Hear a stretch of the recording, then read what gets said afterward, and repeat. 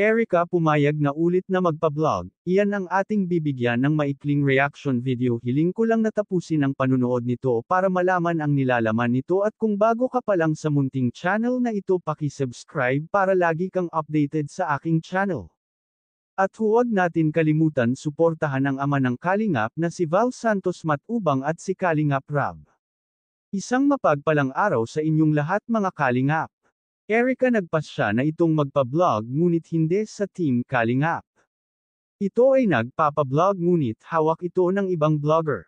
Dahil kung mapapansin natin laging updated si Erica sa social media ngunit ibang vlogger ang humahawak sa kanya.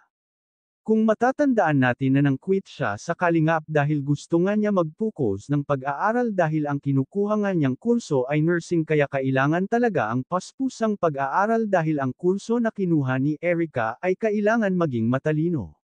At iyon ay naiintindihan natin at ating nerespeto, ngunit bakit ngayon ay makikita na siya sa social media na ibang vlogger na ang may hawak sa kanya?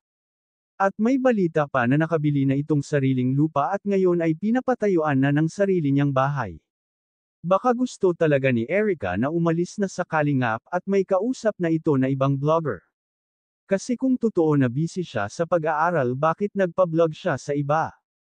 Ibig sabihin may dahilan ang pag-alis niya sa Kalingap.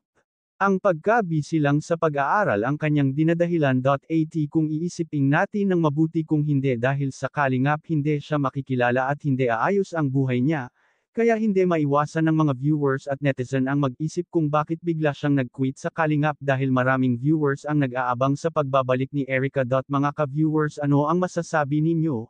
Hanggang dito na lang ang update ko mga Kalingap, maraming salamat at God bless sa inyong lahat.